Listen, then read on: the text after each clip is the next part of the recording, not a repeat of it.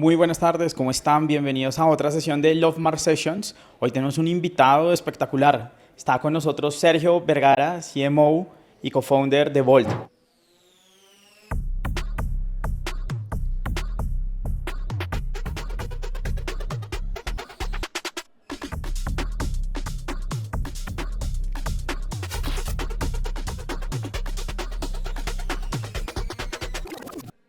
Sergio, ¿cómo estás? Bien, bien, muy bien. Muy contento de estar acá. Como te decía ahorita, me encanta el nombre porque realmente eso es lo que he querido lograr con Bolt desde el principio y ese es, digamos, lo que nuestro marco teórico, ¿no? El crear una marca que la gente quiera. Ok, bueno, Sergio, pues vamos a tener la oportunidad de conversar. Me imagino que normalmente cuando te sientan te hablan de marketing, de branding, de estrategia, KPI, pues KPIs, pero pues la idea es que hoy tenemos un espacio diferente. Obviamente vamos a hablar del negocio, vamos a hablar de marcas, pero queremos hablar de ti, queremos hablar de Sergio Vergara, de quién eres, qué te motiva, qué te impulsa, a qué le tienes miedo. Esto nace como un homenaje a Kevin Roberts y a estas marcas que tienen ciertas características para quedarse en el corazón de sus clientes, en el corazón de sus audiencias. Y pues la idea es que esto también sea como un producto que inspire, que alguien cuando lo vea, uno, te humanice, te bajen como emprendedor, que pues lo eres y tienes todos los méritos de lo que han hecho y de lo que han creado, y que también pues, entiendan que fallar está bien, que fallar es parte del proceso.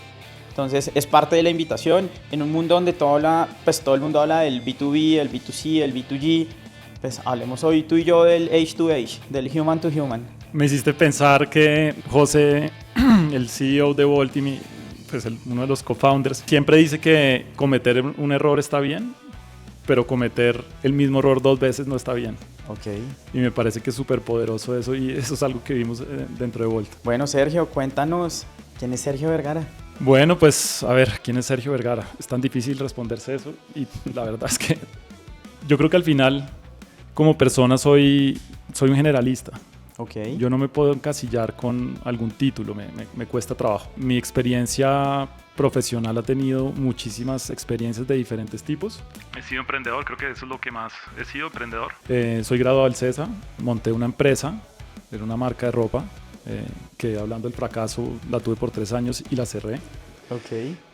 Y fue durísimo en ese momento cerrarla, pues porque era mi hijo, pero yo rápidamente me di cuenta que iba a ser una empresa que no iba a tener, no iba a poder ser muy grande y yo dije, yo no quiero estar en algo que no vaya a ser grande y la cerré rápidamente. Después de eso entro a la empresa familiar, que se llama Siente, que es una empresa de mobiliario para hogar.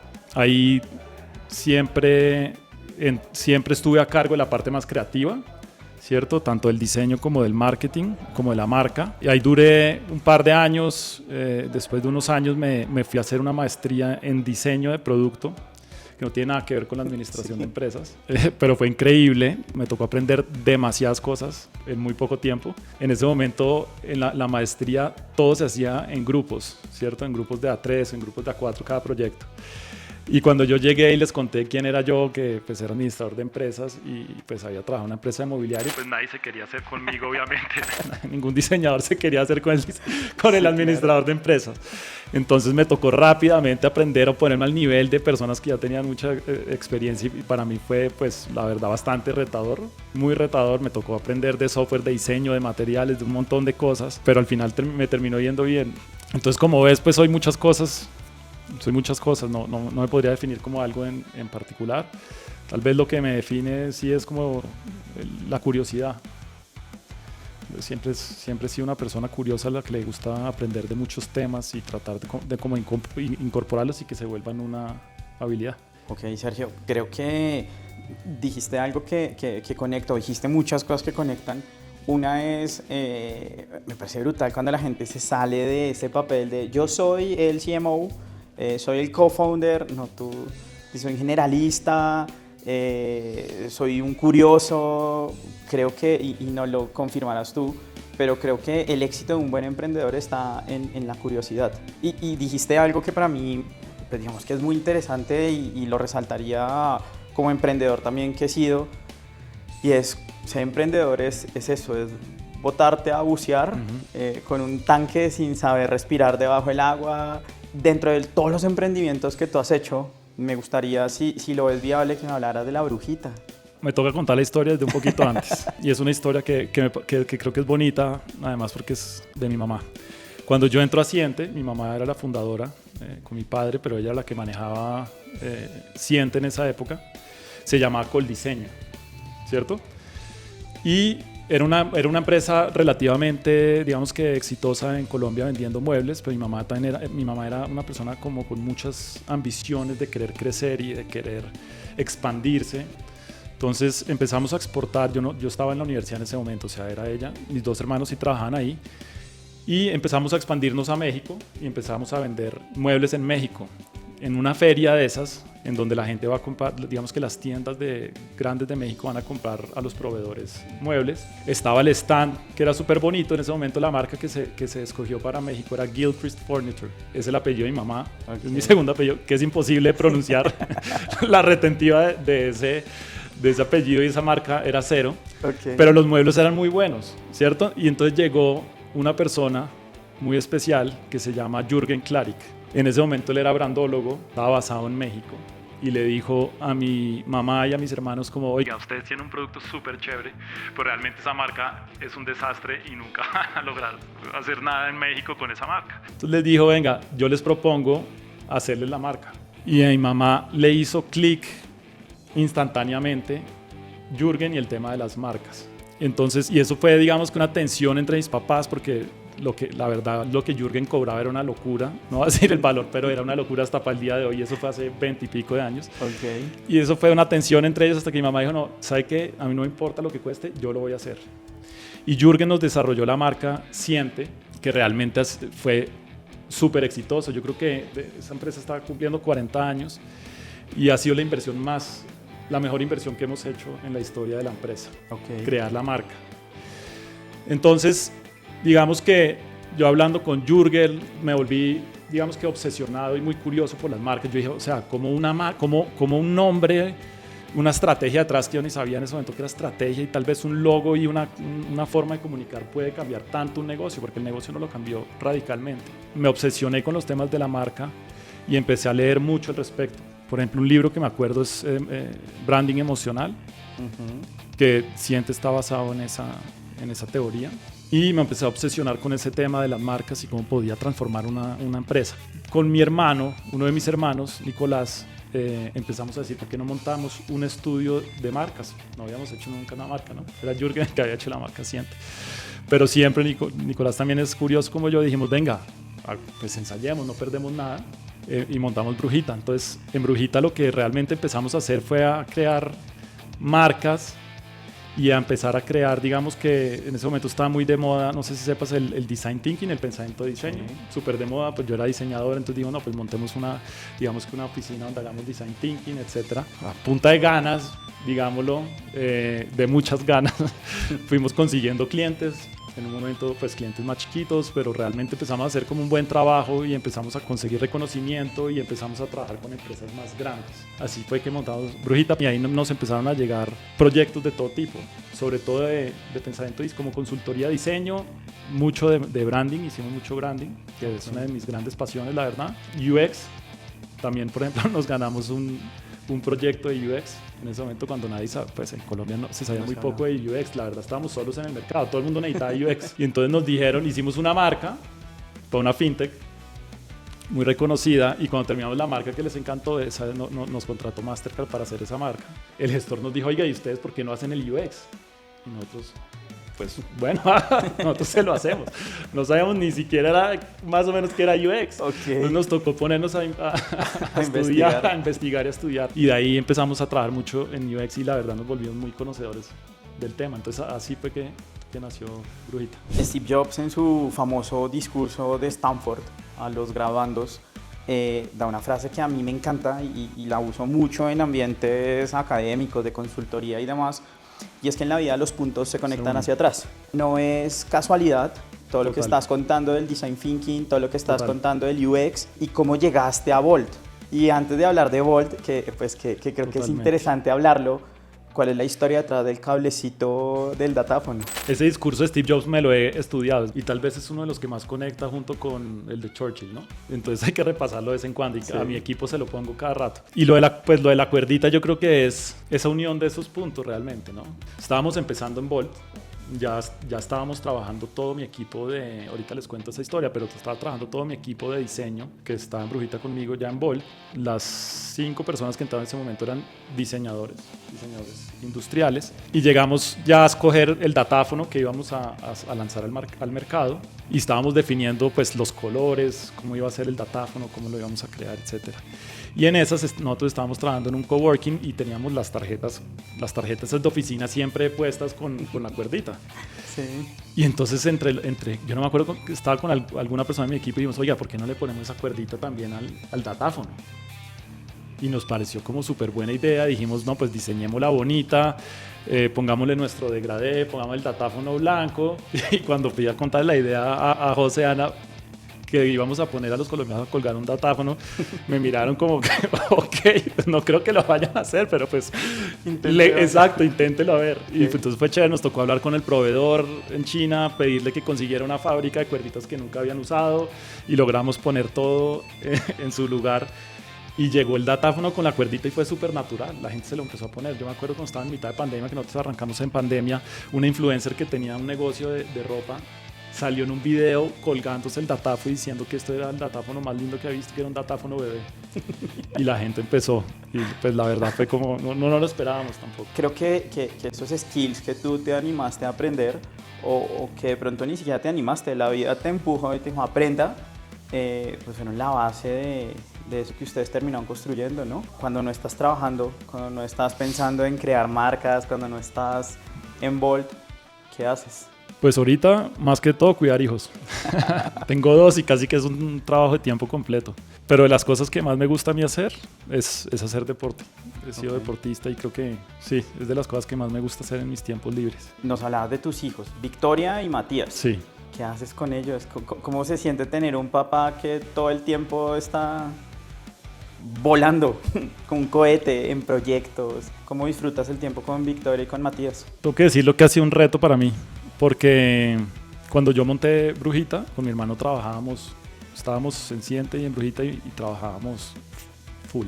Como tú sabes, el trabajo de consultoría, que era al final lo que hacíamos, son horas y horas y horas de trabajo. O sea, tú tienes que estar ahí. Nació Victoria y seguí trabajando un montón, porque además uno con la responsabilidad de un hijo le toca trabajar. Toca trabajar, sí. Entonces trabajé un montón. A los pocos meses de que naciera Matías, digamos que empezó el proyecto de Bolt, ¿no? Empezamos a montarlo, o sea, no del todo, pero sí en conversaciones y a tratar de crearlo mientras yo seguía trabajando en Brujita. En los primeros años de Bolt también fue un trabajo durísimo en la pandemia. Todavía sigue un trabajo duro, pero digámoslo que dentro del equipo de los fundadores también como que nos respetamos mucho el espacio con la familia. Creo que eso también es bonito, o sea, ahorita trabajo muy intensamente, pero ya trato de llegar a una hora y decir, listo, le dedico tiempo a mis hijos. Me gozo a mis hijos, estoy presente con mis hijos. Y eso ha pasado de hace un par de años para acá. Y ha sido súper bonito porque está uno realmente más presente con ellos. ¿Y qué dice Loren, tu esposa? Pues ella me ha apoyado, la verdad, en todas mis locuras. Ya llevamos un montón de tiempo juntos. Siempre ha sido un apoyo increíble para mí. Y siempre me ha empujado, me ha retado a ser mejor como persona. Yo le agradezco mucho por eso, porque ella me reta a mí. Cuando me ve que estoy como cómodo, me dice, bueno, ¿qué vas a hacer ahora y qué sigues haciendo? Seguramente también sabe mi personalidad, que me gusta como estar creciendo. Sergio, tú ahorita decías que una de tus grandes pasiones es el deporte. ¿Quién es Michael Phelps para ti? Hay un libro que habla sobre el entrenamiento de Michael Phelps, que si no estoy mal es The Power of Habits, si no estoy mal. Y hablan, o sea, Michael Phelps tiene que ser un loco. Tú para ser Michael, o sea, para haber logrado lo que logró Michael Phelps es porque estás medio loco, sí, o muy loco. Tal vez ese libro que habla que Michael Phelps duró 5 años sin dejar de nadar un día. El entrenador lo ponían a nadar con las luces de la piscina apagadas para que él contara las brazadas y no tuviera que ver la pared cuando se llega a la pared. O sea, para que él pudiera nadar con los ojos cerrados y saber cuántas brazadas tiene que hacer para llegar a la pared. Hablando de los puntos que tú dices ahorita, en uno de los olímpicos, en los últimos, los olímpicos que se ganó 8 medallas, el nadador que más medallas ha ganado en la historia, se le cayeron las gafas, que eso no le pasa a ningún nadador de ese nivel, o sea, siempre se aprietan las gafas, yo no sé por qué se le cayeron las gafas, se le cayeron y le quedaron acá, y con todo y eso ganó la medalla de oro. Una locura, o sea, eso creo que es lo que define a Michael Phelps, una perseverancia loca. Toco el tema de Phelps con Sergio porque a Sergio le encanta nadar. Hay una correlación entre estas dos variables, ¿no? Las personas que han practicado un deporte de alto rendimiento y el emprendimiento. ¿Cómo lo relacionas? Yo lo he analizado bastante. Hay algo que el deporte de alto rendimiento te da y es la tolerancia a la incomodidad. La tolerancia casi que al dolor. Sobre todo en natación, porque es un deporte muy duro. Y yo creo que para ser emprendedor hay que tolerar la incomodidad por mucho tiempo, por muchas horas. Y así estés incómodo, te toca seguir adelante. Mira que pues dijiste algo que son de esas frases que te dejan pensando, y es la tolerancia al dolor, a la incomodidad. Ahorita hablábamos del error. ¿Has fallado? ¿Cuál ha sido ese error más grande que has cometido en tu carrera profesional? Sí, claro, todos cometemos errores. Muchos errores he cometido yo en la vida. Que está perfecto, ¿no? Bueno, yo creo que en Sudeasta, que era el primer emprendimiento que tuve, yo empecé este emprendimiento apenas me gradué y realmente no teníamos nada de experiencia. Algo que si no fue una embarrada, haberlo cerrado rápido. Haber dicho, listo, esto no va a ser grande, mejor cerrémoslo. Hay que aprender a fracasar rápido, darse el lapo, como se diría. Creo que el error que cometí fue que fue muy duro para mí. Duré un tiempo como muy golpeado. Contusa. Pero yo creo que el error sí fue que eso no es un tema de ego, es seguir adelante y ya, aprender del error. No sé si la verdad le atribuyen esta frase a Jeff Bezos, y es que la definición de marca personal es lo que dicen de ti cuando abandonas la habitación. Sí. Entonces uno dice, oiga, no me importa lo que digan los demás, pero en esa construcción de marca personal, pues uno sí quiere ser un referente. ¿Qué crees que dicen de Sergio cuando abandona una habitación? Pues ojalá algo bueno. Yo creo que como persona creativa, o sea, yo soy una persona creativa, ¿cierto? Dentro del equipo, soy la persona creativa dentro del equipo, y es lo que decía Steve Jobs, o sea, o lo que decían de Steve Jobs, que Steve Jobs tenía 10.000 ideas que eran pésimas y una era muy buena, que era un iPad. O sea, no es mi caso, pero claramente yo he dicho unas burradas gigantes, pues porque soy creativo, ¿no? Pues es parte de la creatividad, no siempre va a salir con una buena respuesta. Volvamos un poquito a Bolt, ¿no? Tú decías, oye, a mí me gustaría que Bolt fuera una love mark.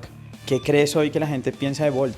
Hoy todo el mundo habla de propósito. Hoy todo el mundo, digamos que le ha metido una parte muy romántica y muy de sentimiento a productos.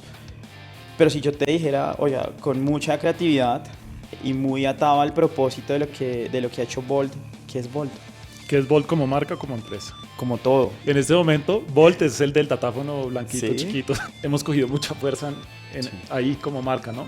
Lo que queremos como marca en Bolt es ser una voz de aliento para los millones de emprendedores, digamos que millones de comercios que hay en Colombia. Más o menos hay 4 millones de comercios en Colombia que se levantan todos los días diciendo, me toca ir a trabajar, en un mar de gente diciéndole que para qué va a montar eso, pues como me imagino que te ha pasado a ti, como me ha pasado a mí, que nos dicen que no.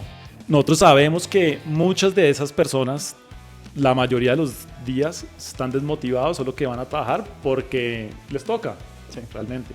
Y eso es muy valioso para nosotros. Nosotros como marca al final lo que queremos ser es ese coach que les diga que no les voy a decir que la vida es fácil y que el emprendimiento es fácil para nada, pero que si usted sigue, va a salir adelante y le va a ir bien en la vida. Entonces eso es lo que digamos que estamos tratando de construir en Bolt como imaginario de marca. Es muy loable lo que ustedes han hecho, ¿no? Y cómo le han cambiado la vida a la gente, cómo se han vuelto un canal para abrir oportunidades. Para quitar obstáculos para que los comercios puedan crecer.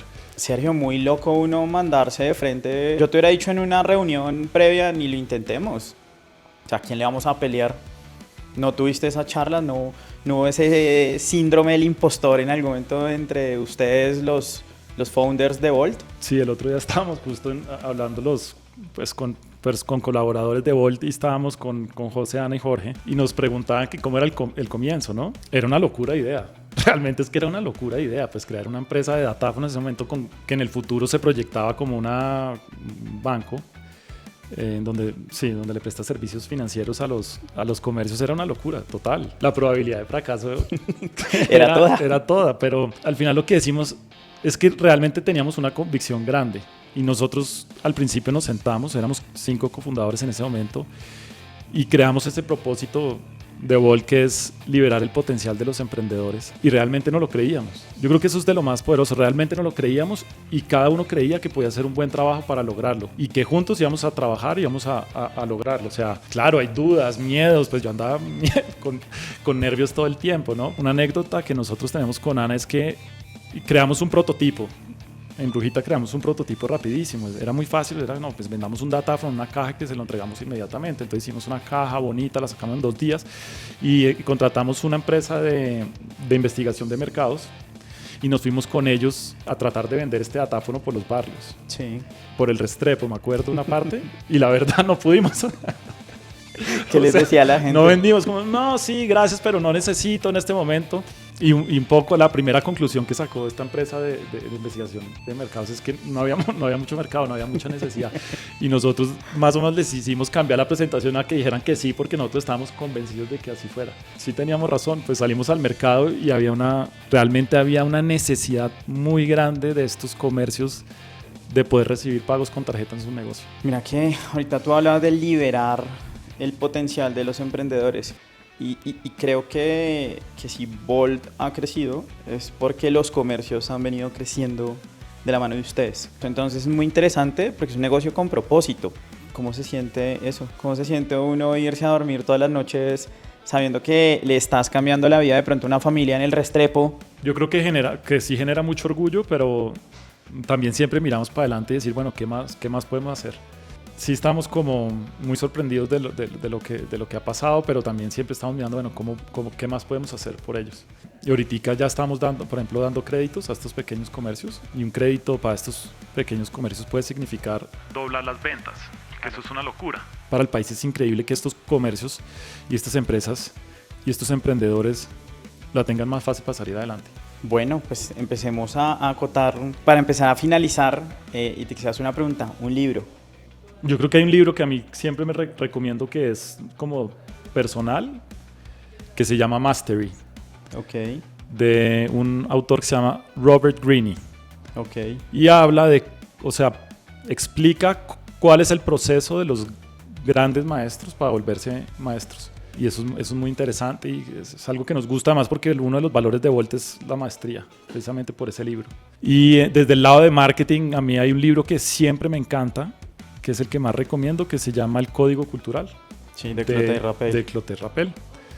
¿Y por qué me gusta? Porque un poquito lo que tú hablabas ahorita de las emociones y del ser un love mark. Si uno no conoce la emoción que el usuario final quiere que le despierten, no se la vas a despertar. Y yo creo que son marcas pasa mucho lo mismo. O sea, las marcas muchas veces hablan o despiertan una emoción que no necesariamente a esa persona quiere que se la despierten.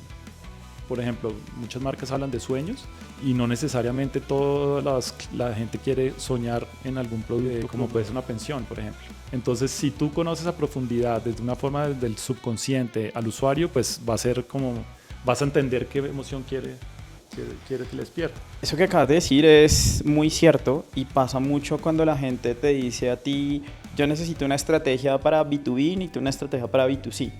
Normalmente mi posición como consultor, como docente es, usted necesita una estrategia H2H. La señora dueña de la peluquería que te está pidiendo un crédito y que quiere poner otra silla, no quiere trabajar más, quiere pagar la casa, quiere pagar la universidad de su hija y muy pocas veces las marcas no lo entienden. ¿Y qué quiere esa señora? ¿Cuál es, o sea, el subconsciente de esa señora es, escucha, si yo no peluqueo tanta gente esta semana, de pronto no le puedo pagar la renta o no puedo pagar el colegio a mi hija. De acuerdo. Entonces, ¿qué sienten? Mucho miedo. Nosotros lo que tratamos es tratar de bajarles el miedo y por el otro lado de motivarlos, que era lo que te decía. Muchas veces ellos tienen que trabajar de forma motivada. Y si nosotros logramos ser esa marca que los motive, yo creo que podemos crear algo interesante ahí de loco. Y otra cosa es que me encanta lo que dices, porque Bolt en teoría es una marca B2B, pero la creación de la marca y la estrategia de la marca es B2C. Uno puede tener una marca B2C que le hable al B2B perfectamente, Claro. pero al revés no. Igual en ese B2B2C también terminas volviéndote un acceso para muchas personas que Que no podían dicen pagar. necesito hacerme un corte de pelo, digamos en el mundo de las Exactamente. peluquerías, tengo mañana una entrevista de trabajo, quiero que me vean bien presentado, pero no tengo efectivo. Entonces es interesante cómo todo se conecta y cómo todo tiene que ver pues a la final con todo y reafirma lo que hemos estado hablando contigo del Age to Age. Quise hacerte una pregunta. ¿A qué ha tenido que renunciar Sergio Vergara para estar hoy donde está y para que Bolt sea hoy la marca que es? Yo creo que lo que más he tenido que renunciar, que no lo veo como una renuncia porque yo lo quise hacer, es que en Brujita, digamos lo que Brujita al final era una oficina de innovación, Okay. donde los clientes venían a nosotros con retos y nosotros a través de una metodología tratábamos de solucionar esos retos. Por ejemplo, llegaba LATAM, una vez llegó LATAM Airlines, que me encanta, el reto era cómo nosotros cambiamos nuestro programa de fidelidad para empresarios para que sea mejor. Entonces nosotros le hicimos toda la consultoría de cómo debería ser. Y fue genial, o sea, uno aprende la consultoría increíble. Yo hacía muchas marcas, que es una de mis grandes pasiones, como crear la estrategia de marca y además diseñarla, ¿no? Entonces yo he renunciado a eso por estar en Bolt, pero es lo que te digo, es una renuncia que yo mismo quise hacer porque yo quería crear mi propia marca y ayudarla o verla crecer yo mismo. Hablemos de branding. ¿Qué significa la marca? ¿Qué significa Bolt? Tú estuviste detrás de todo el proceso de creación de marca. Bolt nace como naming porque lo que tú decías, nosotros teníamos que estar locos para tratar de para montarle competencia a los bancos, ¿no? Entonces sabíamos que teníamos que ser muy audaces. Cuando uno habla con estos comercios, que la verdad lo hacemos mucho, sobre todo al principio, de ir a entrevistarlos, a entenderlos y eso, también son gente muy audaz. Es gente que muchas veces todo el mundo le dice que no, que está loco, que no lo haga, que para qué lo hace, que más bien se emplee, y ellos dicen, no, yo sigo, eso es ser audaz, ¿no? Entonces nosotros queríamos crear una marca que digamos que fuera como un tributo para ellos, Okay. y también para nosotros. Salí con la marca Bolt, que significa audaz, y que para mí las marcas tienen que tener una narrativa fuerte. Yo creo que el audaz es una narrativa súper bonita. Por otro lado, es una palabra que es en inglés, pero que se pronuncia igual en español y es fácil de pronunciar, entonces nos funcionaba.